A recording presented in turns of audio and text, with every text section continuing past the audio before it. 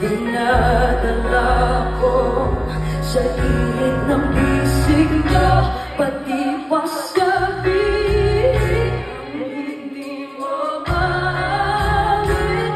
Di ba uupahan walang bato sa hangin? Huwag nang itanakot ang bulong mong damdamin ko. Narito ko nakikita